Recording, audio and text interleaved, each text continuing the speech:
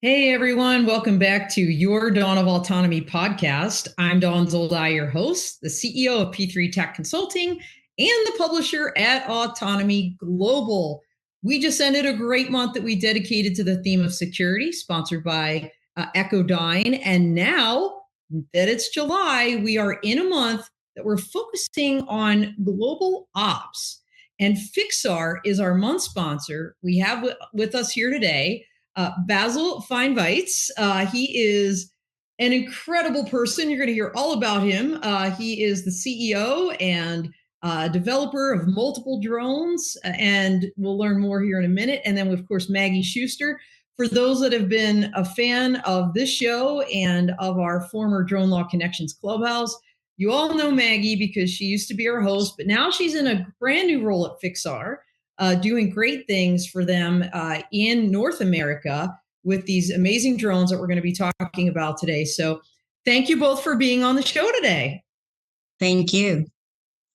Thank you. Absolutely. So what I want to do before we start talking about FIXAR as a company and all the drones that you make and why they're so unique in the global scene, I'd like to talk a little bit about each one of you individually. So, Basil, let's go with you first. Can you give us a little bit about your personal background? Well, I came to this industry through the air modeling sports and activities in remote controlled air combat games, where I became one of the best pilots in Europe. And when you create these models in your background, you can also not just develop, but also pilot. So I can pilot helicopters, multi-rotors, airplanes, both the remote piloting, first-person view piloting, and general aviation piloting. So, but mostly I'm the math guy, which started with applied math and figure skating in my background. So I was a skater previously. Oh, so wow. Came within my career for a long time since my childhood. So that's to be in short. I love that. You've got the artist side with the skating and the math and then the piloting. quite the Renaissance man, Basil. I love your background. So Maggie, over to you. Tell everybody just a little bit about yourself for like maybe the two people that don't know you that are watching the show. Right. Well, again, I've been in this industry for about 12 years, got my 107 and became immersed with women in drones. And then, of course, I think the biggest advantage is talking to all the different companies and the CEOs and, the entrepreneurs in this industry. And I want to tell you, that's why I was attracted to FIXAR, because first of all, Basil doesn't say enough about him. He's amazing. And having somebody in this industry that is a visionary, that is the key. He is a visionary. He sees things so amazingly different. And when you guys see the pictures and the performance of especially the 025, it is nothing like you've seen before. It's designed totally aerodynamic. I mean, Basil has a really understanding of how planes fly because he used to build model planes, and that's how he got into this industry. He kept winning, like prizes, and he kept going further. And again, as a visionary, he looked at things differently and addressed them, and that's why I'm so excited about being part of FIXAR. Well, that's awesome, and they're lucky to have you, Maggie. And that's actually a great segue to talk a little bit about, FIXAR and the vision for it. So, Basil, back over to you. Before FIXAR became a global brand that's in over 25 companies, it began with that vision. So, what inspired the idea for FIXAR? Actually, that is very simple. The idea is to help people. And to help people is not just help people save their lives, where nowadays drones are mostly related to some defense border control stuff being popular for search and rescue missions and operations, but also how to make this technology usable by the people who are not making and building models, who don't have this applied math background, or let's say even not for and easy skaters. Yes. So for any person to be really using the systems, they do not need to be pilots. They need some simple tools, easy to use tools. And at the market, actually, well, maybe you remember,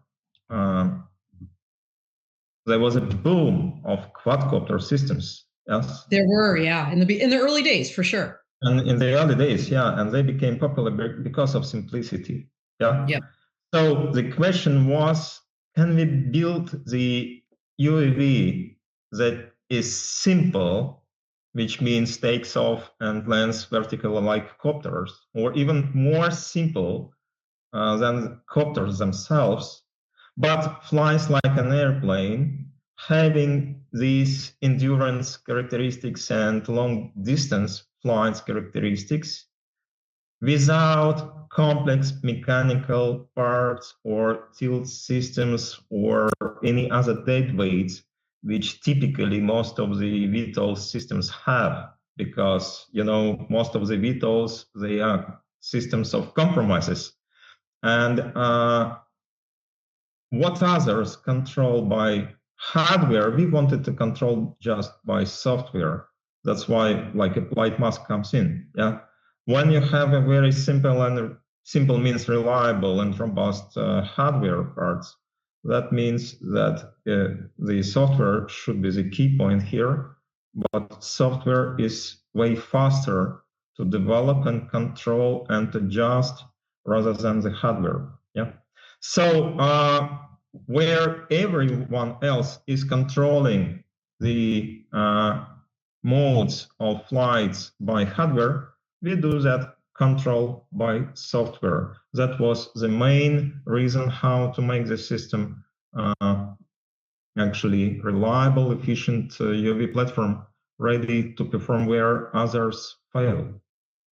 Well, first of all, I just remember the first time I ever saw the FIXAR drone, and it was the 007, and it was at some show, and it's just so unique. And I know you're, Basil, you're talking about how it was almost like build the software and the hardware will come, because the software is going to be the command and control. It's going to be, you know, help us with distance and everything like that. But just an amazing design. And so, you know, and it's the most obvious thing people see, right? When they walk down the aisle at a show, they look at this thing and they're like, wow, like, tell me more about this. So in terms of, and we'll dig deeper into the software, but in terms of like the really unique aerodynamic design of this VTOL, vertical takeoff and landing drone, you know, what problems were you trying to solve in that design? Because obviously you have the hardware and the software both.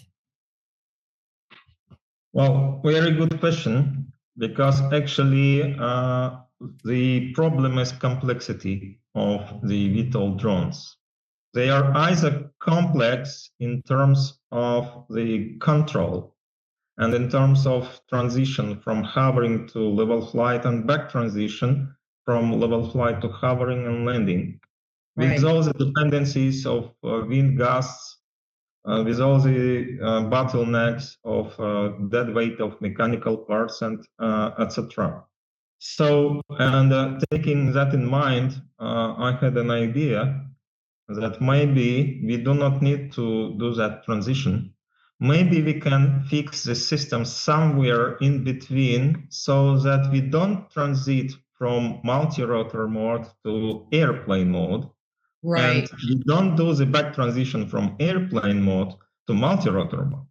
Let's have the system as one where it combines both. So that means that FIXAR VTOL systems, they don't transit. Why? Because they don't need to transit. They are both multi-rotor systems and airplanes simultaneously. They are quadcopters and fixed wing drones at the same time. Only the high level logic of the system of control changes, but you don't see it. So when you look at these unique airframes and unique aerodynamic designs, you see just the top of the iceberg, because main part sits in the software, how to control the thing which does not do the transition, which actually is always both systems. That is the years of development which were needed to make it fly. Well, that's amazing. And I know you've got one actually in the background there. Yes. And it's that triangular shape almost that I think makes it look so unique in terms of what everybody else is doing. And maybe that's a great thing to kind of put over to Maggie now on the market side, because like you said, Maggie, you've been interviewing companies for years. You've gone to all the right shows. You fly drones. On the market side, what would you say, what are the pain points that these FIXAR drones are actually solving? Well, first of all, do you mind if I back up a little bit? Yeah, in regards to FIXAR, just the company's name stands for fixed angle rotor. So Vasilii was describing why it's fixed, that aerodynamically, there's a lot more parts when you have a moving rotor, and having it fixed and the aircraft actually transferring from hovering from the vertical to the horizontal is key. And again, as a visionary, he saw that and he solved that problem so that the energy itself goes into the flight, not so much into the transition. And so that's important. And secondly, just so you understand, I want to break down the company a little bit more. FIXAR is not only a creator. They focus on the design of an aircraft. That is their main focus. Second part is the actual the brains of the mission control and the autopilot, and how they work hand in hand with the aircraft. And then the third part is the payloads. And FIXAR's not by the way, FIXAR's not designing payloads. What they're doing is they're integrating payloads that are available. So you have a lot of customers that have, certain missions, operations. They're focusing on collecting data. They're focusing on delivery, whatever that may be. The thing about FIXAR, it is very unique, is that they customize to the customer's needs. So I think that that's really important to clarify. So, like if somebody has, for instance, I was at the Energy Drone and Robotics Summit, and we had a lot of end users there with oil and gas and utilities. And their main point is, we need to inspect these pipelines. So we would work with the payloads themselves to integrate with the aircraft. And what's so unique about this aircraft, of course, you can take off and land in almost anywhere. And then it flies horizontally, which means it uses, because of the aerodynamics of this design, it can actually fly more effectively and longer. And the biggest thing about as a pilot myself is, I only have 15, 20 minutes key to collect this data, because I got to bring it down and change the battery and go back up again. And that takes a lot of time. And it's getting to the point where beyond visual line of sight is going to be necessary for these operations. And you don't want to have a drone or an aircraft that's collecting this data that keeps needing to be landed for a switch of batteries. So that has been Vasilii's main objective, is the problems that are here today is, number one, safety.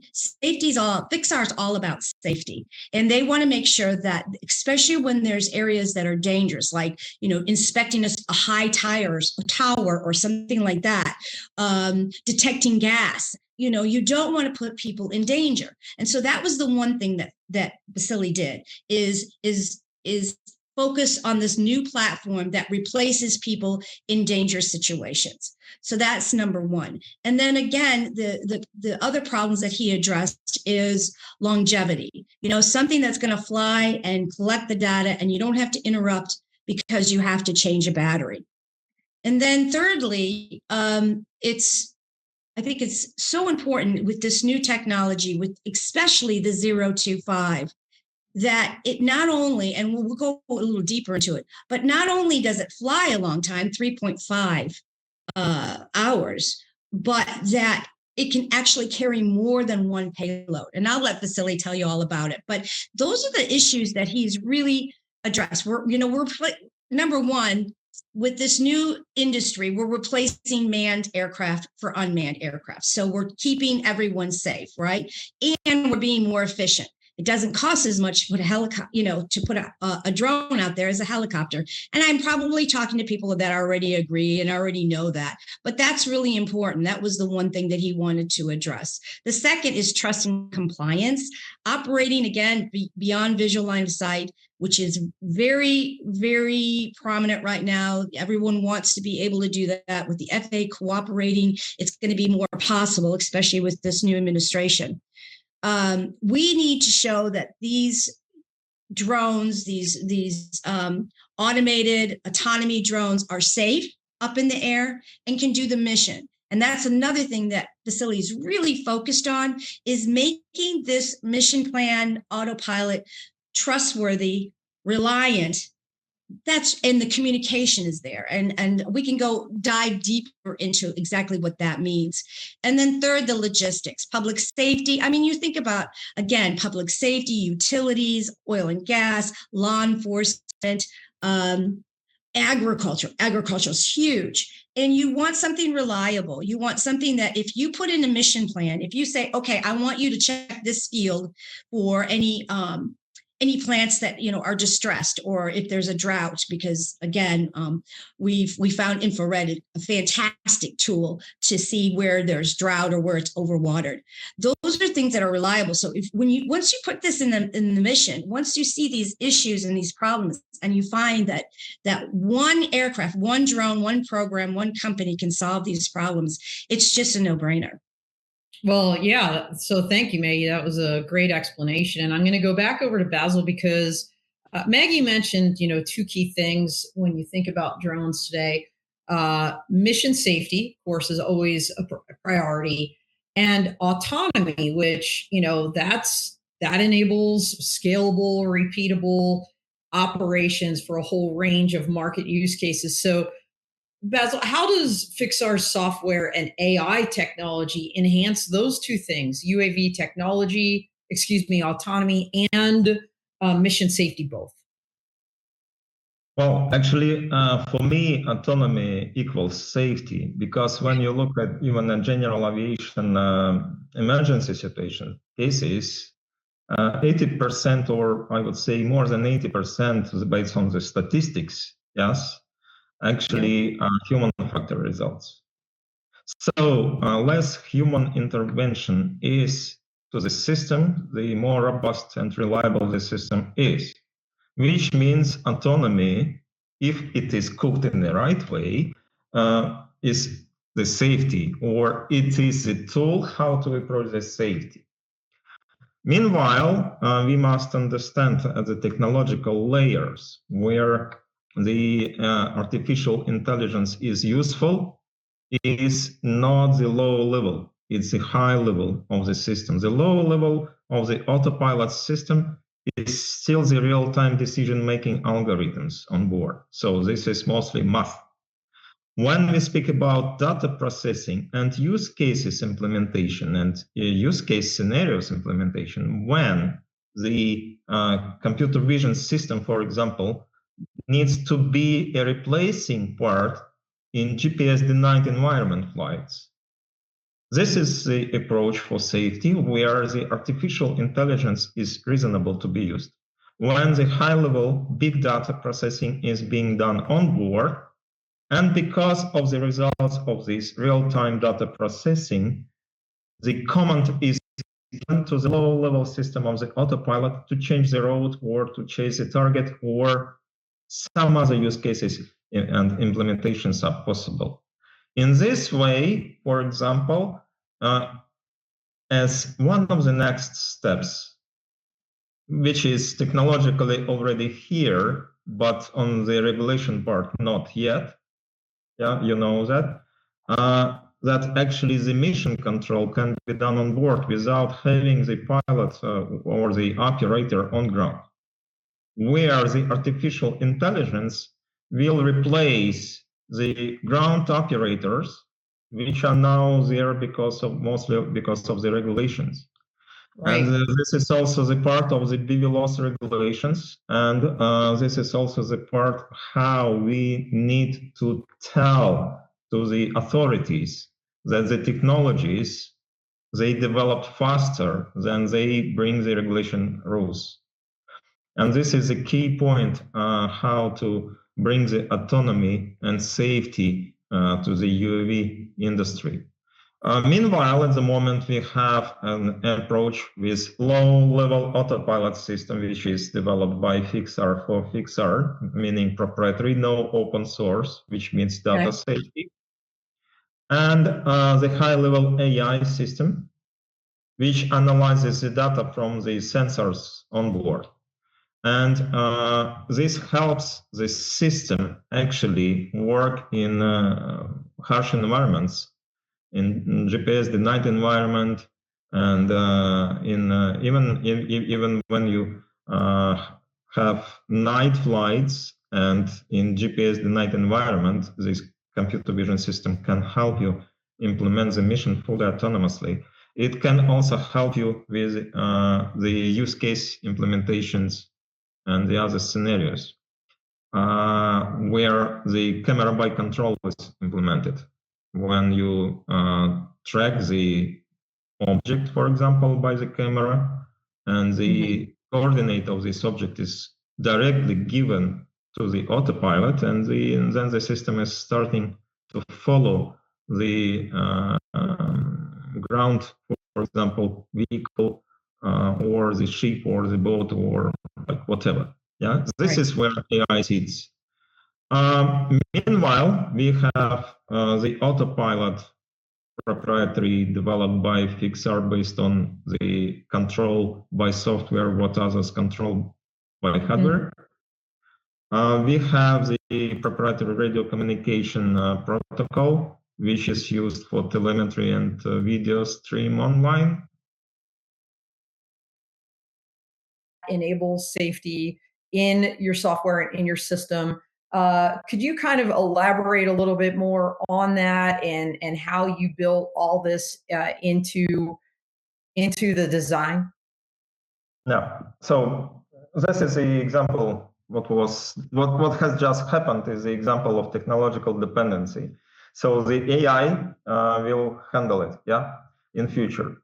Where we have to summarize the proprietary branches here is the decision making on board in real time as part of the autopilot system, both hardware and software, the radio communication protocol, and the ground station software based on 3D map with terrain map, plus the real-time surface tracking capabilities which are embedded to the autopilot system itself.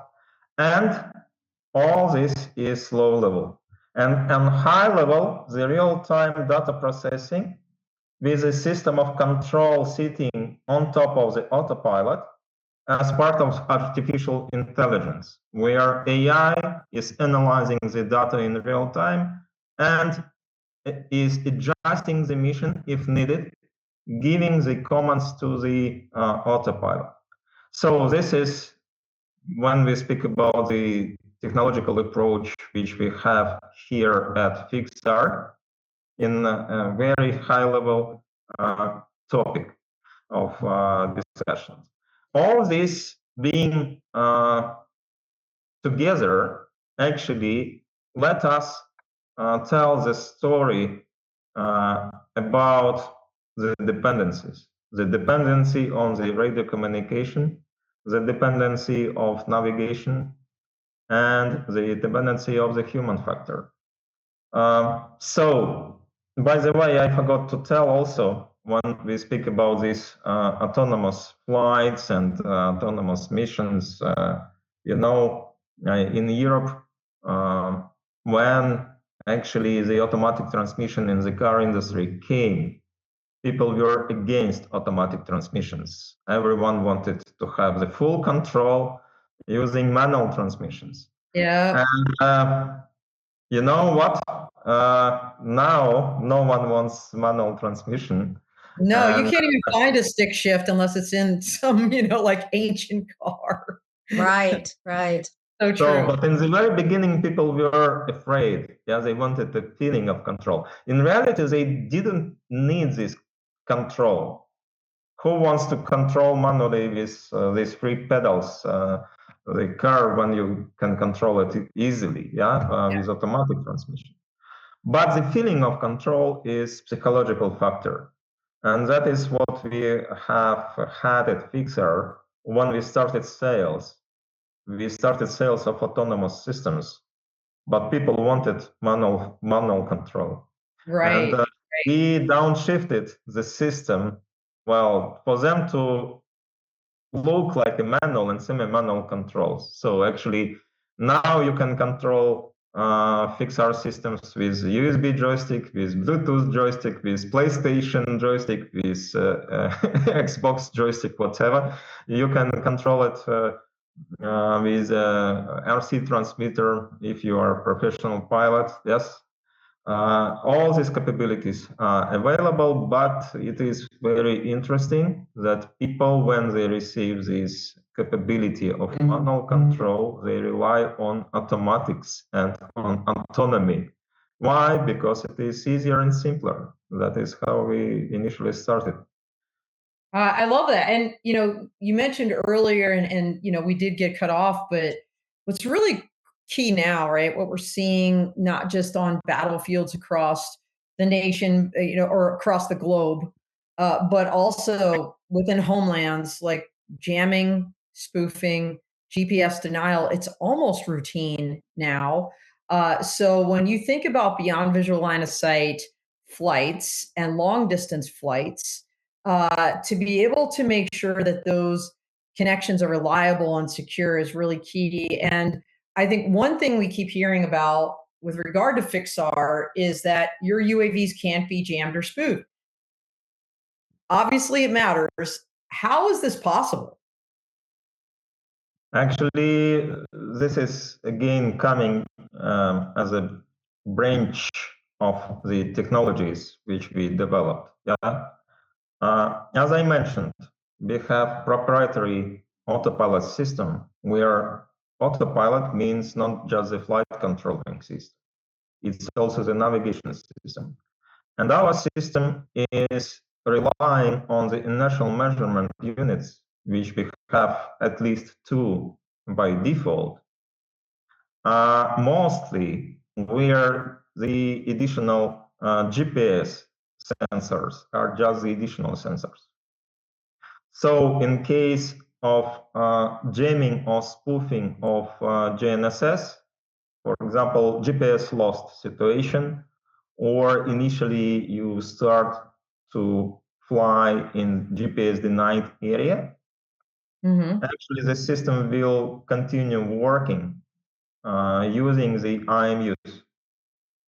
Okay. It will just bring less accuracy, but it will continue the flights and it will work. And if we speak about the radio communication jamming, well, actually you can jam any kind of radio communication system. Even if you have the best-in-class radio communication system, it's still radio. Yeah. So you can have all these features, and we do have all these features of frequency hopping and all these encryptions. Yes. But meanwhile, the electromagnetic gun can be switched on by some bad guys, and your radio is over.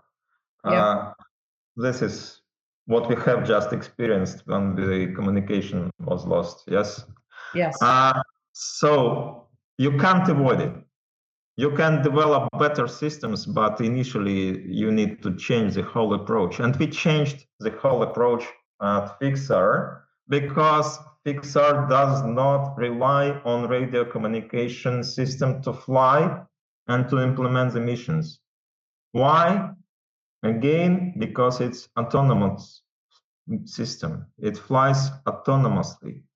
It has all the 3D terrain map in their brains of the unit which is flying. it has all these AI features when it is enabled for some use cases. It's not needed for some use cases. It's a must, yes. So, and we also have the backup system as an option. It's not by default, which is computer vision navigational system. So it comes as an additional to GNSS sensors, to GPS sensors.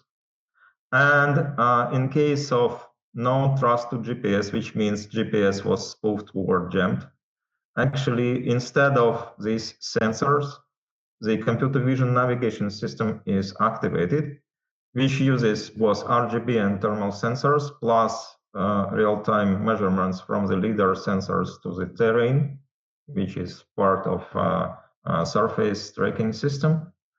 And the system still flies autonomously. It still continues implementing these waypoints, missions, etc. Well, that's, Dawn, amazing. Dawn, do you mind if I have a great example? I was just training on the 007 last week in Corpus Christi. And, again, reflecting on what just happened with our program, relying on technology. We can't rely 100% on technology, right?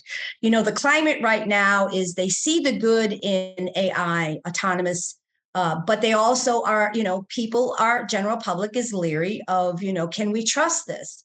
As Vasilii said, that because of the algorithms and so forth, that the intelligence of the computer on board actually is an advantage, actually can think faster than even we can.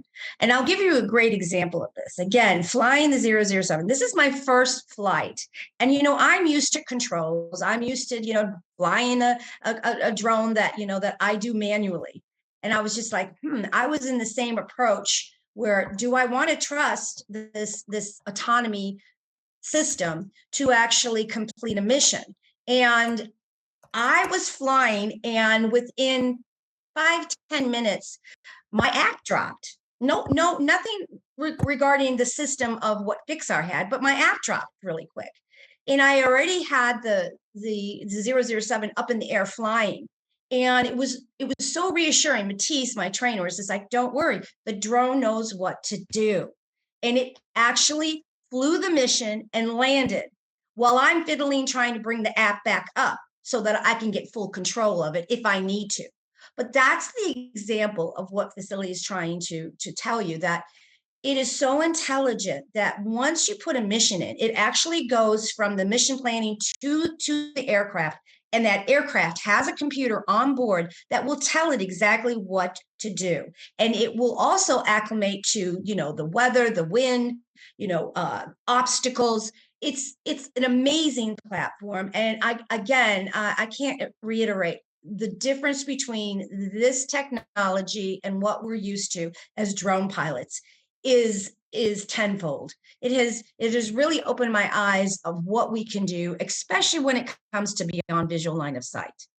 Yeah, absolutely. I mean, the AI, the software, you kind of built this core of software and AI technologies, and then the hardware around it. I want to go back to Basil and talk a little bit about this hardware and in terms of what makes it more efficient and durable than other UAVs that we're seeing on the market. You designed this also very purposefully.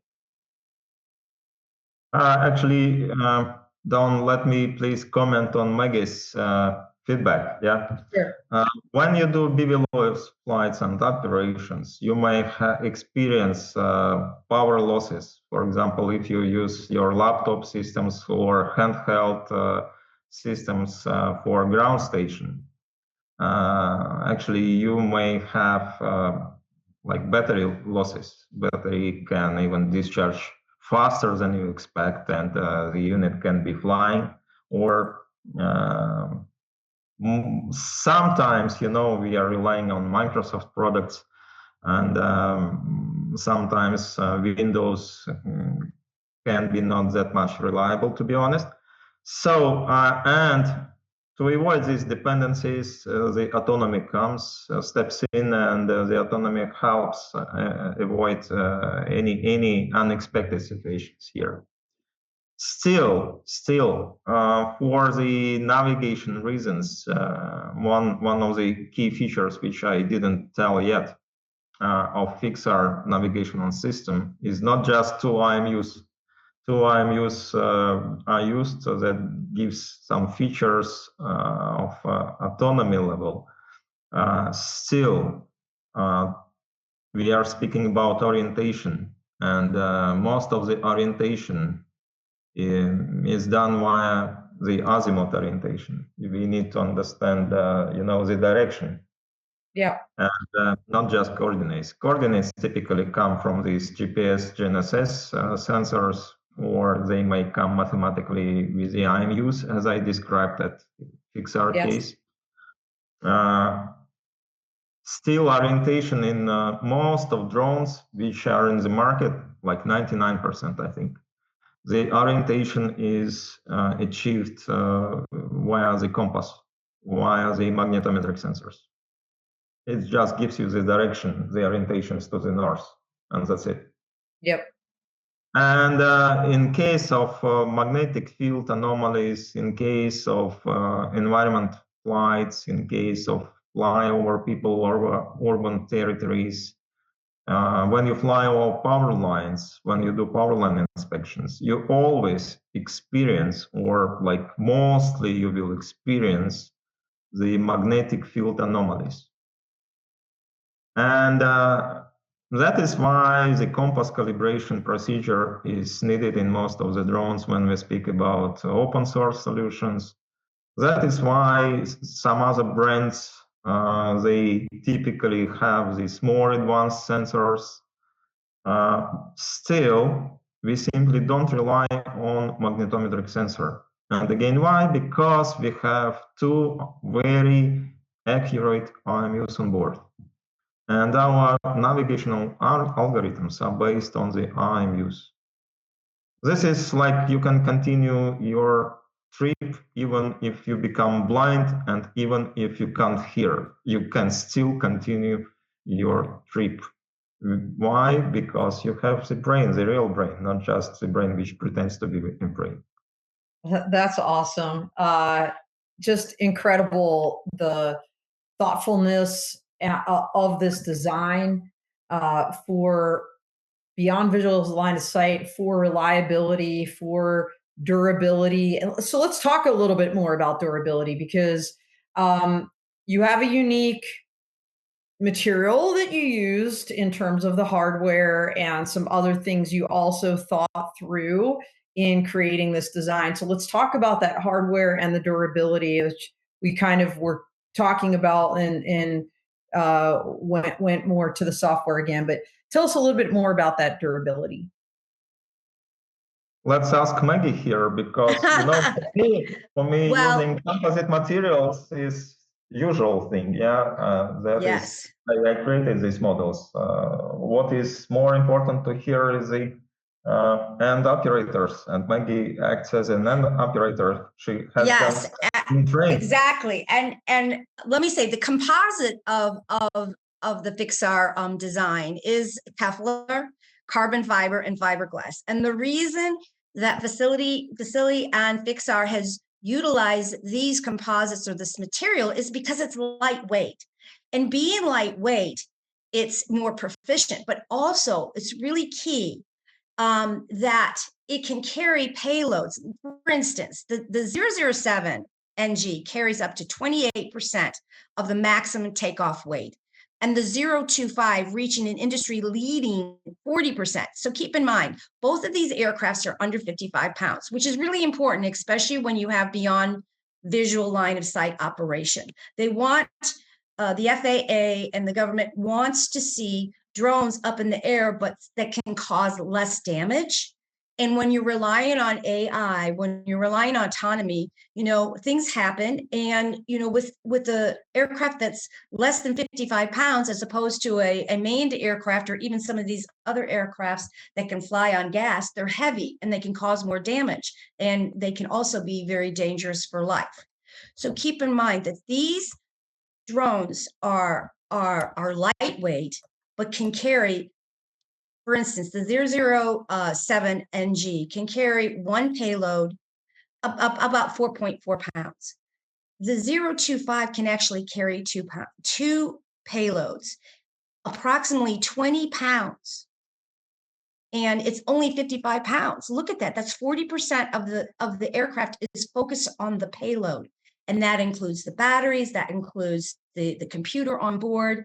So the design, again, it stands out from so many other of our drones and our options in this industry right now, because it is lightweight. So if with this material, you can fly longer. And it's proficient in the aerodynamics and the design of it, so it can lift, and it can fly and carry a lot more weight. So I think that's really important to focus on in regards to why it's so important that you have material that's durable, that can withstand maybe rain and wind, and also very high altitudes. These are really something that FIXAR considered when they when they designed these aircraft. Well, it's not only that, but also, let's just say, challenging environments. I mean, the GPS denial, jamming, spoofing environment aside, Right. temperatures, winds, tell us, heights, tell us a little bit about these features in terms of the challenging missions and environments that this drone is perfect for. Well, the extreme temperatures for both the 007 NG and the 025 is minus 22 Fahrenheit to 140 Fahrenheit. So you think about the performances, even like one of the examples is FIXAR picked Montenegro as one of their demo sites. And that's because of the mountains. You guys put that on Autonomy Global as one of our events. On the mountains. And Vasilii, I hope he will tell you the story about how he gave an example of how high and how the 025 and the 007 NG could perform in high altitude, because there's a lot more challenges than we even think, because the air is thin and it's cold. And there are a lot of drones that cannot fly in those extreme conditions. Vasilii, do you mind? Maggie, I'm not going to name the company. But, yes. I live in Colorado, and there's a group called the Mountain West UAS, and they have an event pretty much every year. And like Sunday is demo day. And a company brought their drone, let's just say from sea level, and couldn't get it off the ground in Buena Vista, Colorado. And who knows? It might just be the compass. Yeah. It might be the compass. But keep in mind that the FIXAR, the fact that it's capable of operating even if it doesn't have the GPS, you're not, the aircraft is not relying on compass, so that it can fly above sea level, in some extreme heights. And I would love Vasilii to tell you the example he had when he was showing the military, and he proved that it was over 2,000 feet that this drone could continue to perform as if it was 200 feet above. I think it was 20,000 feet. If I think you're right. Like reading through some of the materials you guys had sent over to us. So yeah, sure. Vasilii, come on, tell them the story about you flying for the military in the mountains. Well, actually, I can't tell the story how we flew for the militaries in the mountains. I can tell the story how we did flights in the mountains. Please. And it was very harsh conditions, where the high altitude flights mostly, it's not just the climate conditions. It is, as Maggie actually mentioned, the magnetic field anomalies, which comes from mounts. This is usual. Also, in mountains, when you do the flights, you will certainly experience radio communication breakage. So even if you have the best-in-class radio communication systems, because of laws of physics, the radio communication will be sometimes, in some specific places, will have losses. So you will experience it, most likely. plus the air density when you get to higher altitudes, like 20,000 feet. Actually, the air density there, you can Google, will be almost 3 times less than you have at sea level, which means that the lift force and the efficiency of the propulsion group, the propeller and the motor itself, will be lost. So when you have 50% throttle command for hovering at sea level, which means that at 15,000 feet you already can't take off. That is the most crucial thing, that you need to adjust either these settings, including the PID settings of the regulators of the system of control, or you need to have the semi-adjustable or self-adjustable system of control loops for it, which we do have.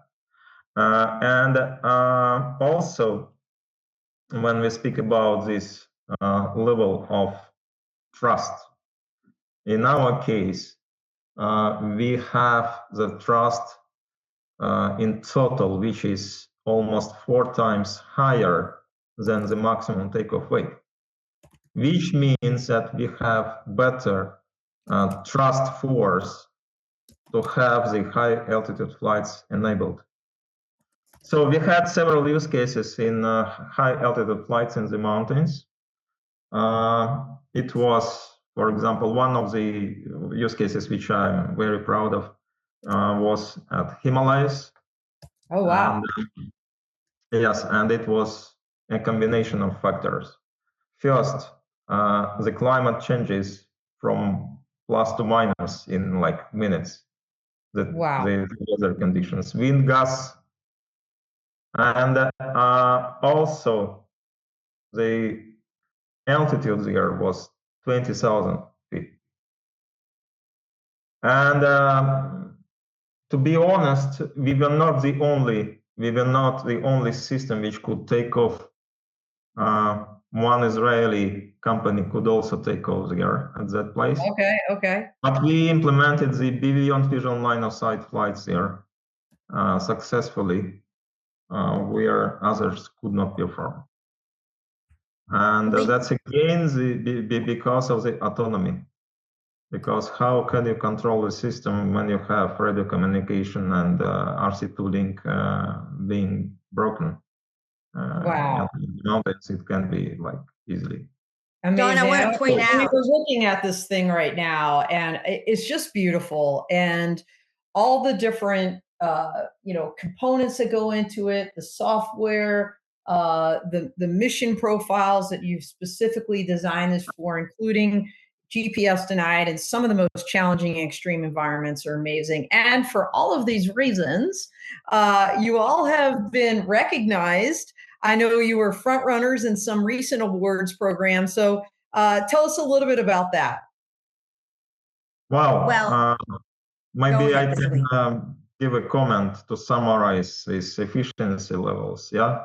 So yes, what I mentioned with the results is actually due to the fact of the unique aerodynamic design, where the lift force appears on both the airframe and the propulsion set because of the fixed angle rotor design. And having this better lift force, we have this heavy payload setup, we have this vertical speed gain, and we have this maneuverability.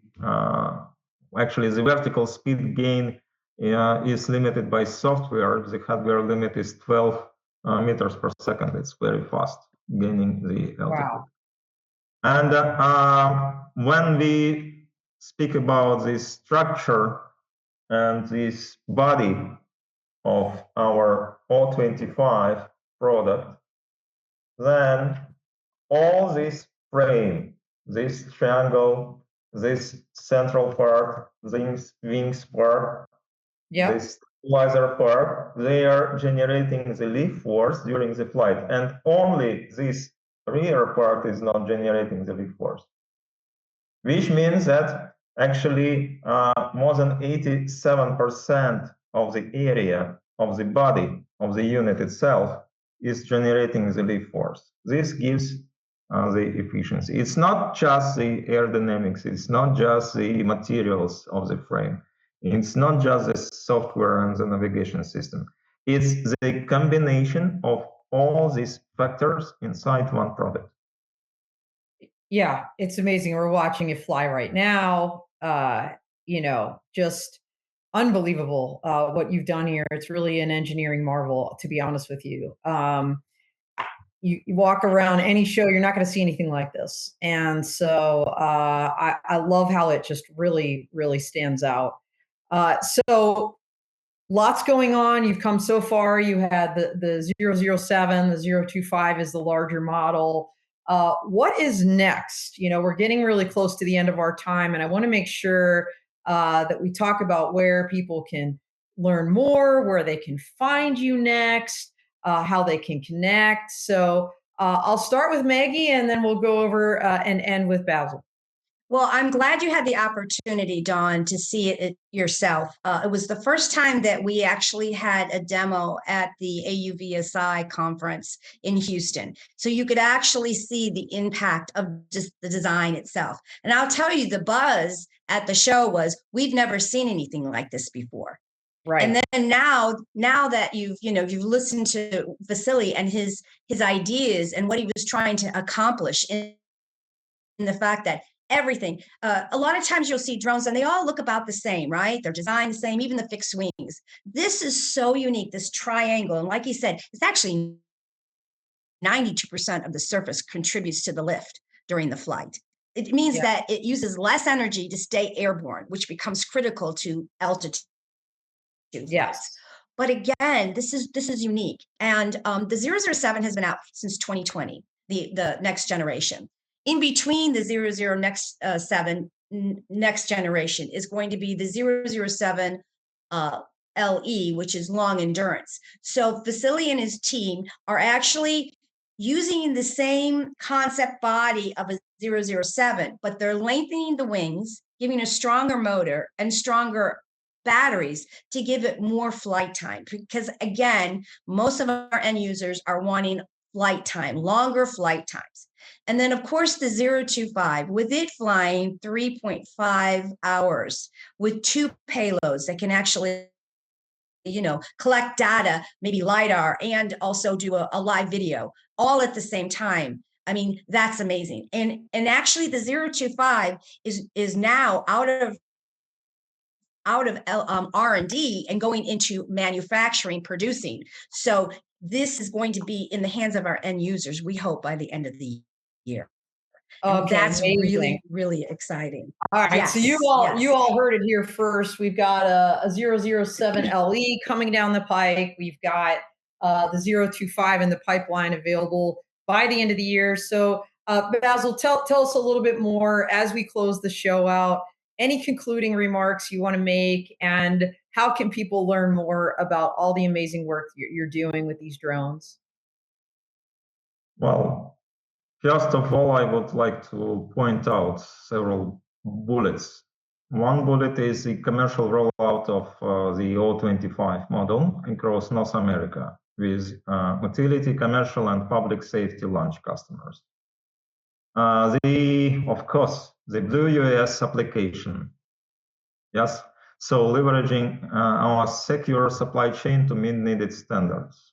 That's already in the process, mostly finalizing stage with the payloads and other sensors integration. Integration of new payloads for even greater mission flexibility across public safety, law enforcement, industrial, and commercial sectors. All right, so a lot going on. I mean, I heard Blue UAS, I heard more integrations, lots of things going on. And Dawn, so can I add that now that I have the 007 and next generation, with me, I'm going to start touring and giving live demos so that you can actually see this aircraft in action. This is the 007, but it's the same principle. So, you'll get a good concept and understanding of, especially the mission control, of how it works and how effective it works. Well, Maggie, how can people learn I invite where anyone the to reach out. demos? Yeah, how can they learn where the demos are going to be? Okay, so just contact FIXAR. It's future.fixar.pro. Reach out that you're interested in a demo, and we will reach out to you and make some arrangements. I know that there are already some demos in planning right now. One of them is being North Dakota, another one in Oklahoma and Texas. Again, I'm trying to find certain areas that we can bring the most end users to see the actual design and to see it perform. I think it's really important. We were talking a lot today, but actually seeing it perform and understanding the concept. It took me till I actually saw it fly, and then for me to operate it, to really understand the why this particular platform is outstanding than any other platform that's out there right now. Yeah, I mean, the videos were amazing, but seeing it live, I think, would be even more so. And next up, though, Maggie, are you going to be a commercial UAV in Las Vegas? Yes, I am. I'm going to. Yes, team? I'm going to be there, and we're not going to exhibit, but I am going to be present there. And then we're working right now. North Dakota has a program where they're going to be doing a symposium in October, and that's one of the UAS places, Summit. I go every year, so I can't wait to see the FIXAR team there. I'm hoping to bring the 025 so that they can actually see it in action. So that's the goal. So by the time we start showing the 025 and the 007 to potential government entities like the Army, then we are pursuing the blue certification so that we can again work with the government. I think that's really important to understand that FIXAR is not associated with China at all. And that's one of the biggest things that right now is a challenge of, utilizing